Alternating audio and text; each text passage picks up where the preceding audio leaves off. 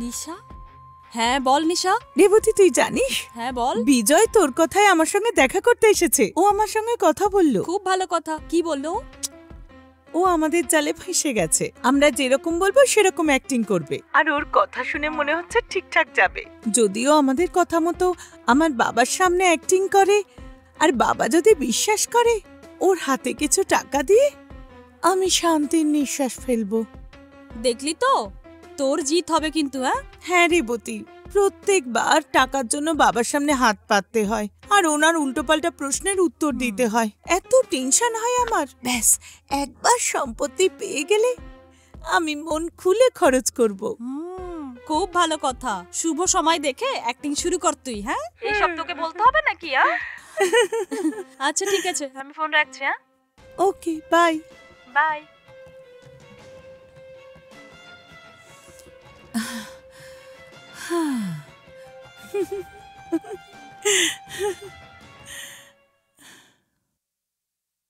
এই নিন দাদা বাবু। দাদা বাবু, আপনার জন্য চা বানিয়ে নিয়ে আনবো? নিশা মা, কি এসব? এসব কি করেছো তুমি? নিশা মা, এসব কি? বাবা, ওর নাম বিজয়। আমরা দুজন 3 বছর ধরে প্রেম করছি, আজ বিয়ে করলাম। মা, ওকে তো তোর থেকে খুব ছোট লাগছে মা। তুমি ঠিকই বলেছো, ওর বয়স 20 বছর। আমি কি শুনছি? নিশামা, নিশামা, নিজের থেকে 10 বছরের ছোট একজনকে বিয়ে করেছো তুমি? এরকম কেন করলে তুমি? আমি বললাম না একে অপরকে ভালোবাসি। হে ভগবান। আরে বাবা, বাবা কি হলো তোমার? কি হয়েছে বাবা? বাবা ডক্টরকে ডাকবো নাকি? আর ওসবের কোনো দরকার নেই। হে ভগবান। ঠিক আছে, কেন করলি মা? প্লিজ বাবা, বোঝার চেষ্টা করো। তুমি কতবার আমায় বলেছিলে বিয়ে করার কথা, তখন আমি কেন বিয়ে করতে চাইনি এখন তো বুঝছো। এসব কথা আগে বলিসনি কেন মা? আমি কিচ্ছুই বুঝতে পারছি না। বাবা দেখো, বিজয় বয়সে ছোট ঠিকই, কিন্তু আমি ওকে খুব ভালোবাসি। ওকে ছাড়া আমি থাকতে পারবো না, আর বিজয়ও আমাকে ছাড়া মরে যাবে। কিন্তু একে আমি জামাই বলে কি করে মানবো মা? বাবা, এইসব দেখার জন্য আমি কেন এখনো বেঁচে রইলাম? আমি কিছুতেই মানতে পারছি না এটা। আমার সম্মান নষ্ট হয়ে যাবে। জানতে পারলে কি বলবে?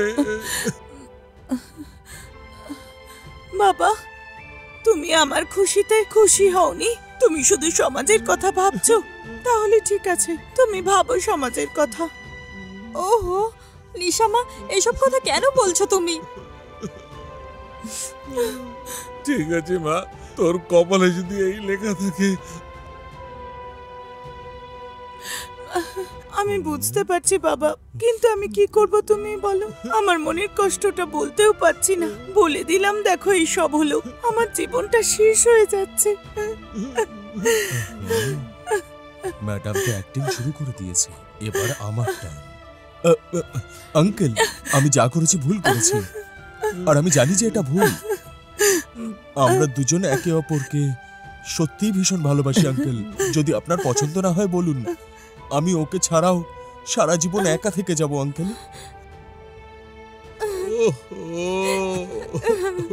আমার শত্রুরা যেন এইরকম দিন না আসে। আমাদের দুজনকে কাছে টানবো না দূরে ঠেলে দেব, কিচ্ছু বুঝতে পারছি না। কিন্তু আমার মেয়ে আনন্দে থাক, সেটাই আমার কাছে যথেষ্ট। দেখো মা, আমি আর কারোর জন্য চিন্তা করছি না। দাদা বাবু, আমি যদি হঠাৎ মরে যাই। দাদা বাবু, এরকম বলবেন না দাদা বাবু। এইসব কেন বলছেন? কজন আমাকে দেখতে আসবে? যাক, বাদ দাও, তোর আনন্দেই আমার আনন্দ মা। বাবা, বিজয় ছাড়া আমি আর কারোর কথা ভাবতে পারি না। তুমি একদম চিন্তা করো না বাবা, আমার কথা ভেবে তুমি কষ্ট পেও না। বাবা, আমি তোমাকে একটা কথা জিজ্ঞেস করতে চাই। একটা ছেলে তার থেকে ছোট বয়সের মেয়েকে বিয়ে করতে পারে, সেটা ভুল নয়, কিন্তু আমি আমার থেকে 10 বছরের ছোট ছেলেকে যদি বিয়ে করি, সেটা কি আমার ভুল? এটা কিসের ন্যায় বাবা? হে প্রভু, আর বলার মতো কি মুখ আছে আমার মা? সরলা, এদের দুজনকে ভেতরে নিয়ে যাও। আঙ্কেল, আমাকে আশীর্বাদ দিন আপনি আঙ্কেল। বাবা, আমাকেও আশীর্বাদ করো। ঠিক আছে, ভেতরে এসো।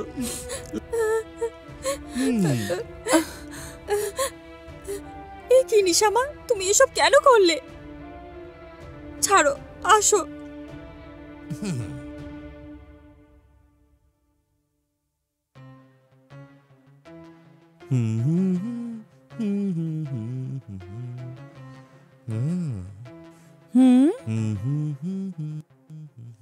হ্যালো, তুমি আমার বিছানায় কি করছো?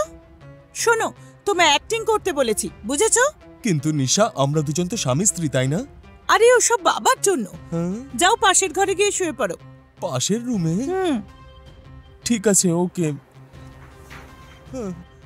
এই দাঁড়াও, যদি তুমি পাশের ঘরে শোও, বাবা সন্দেহ করবে, আমরা ফেঁসে যাব।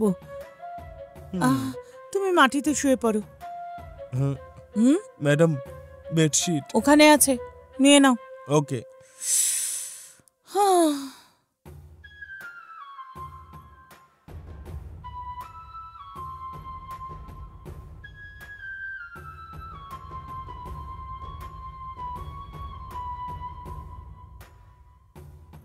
ম্যাডাম, বলছি যে একটা বালিশ পাওয়া যাবে?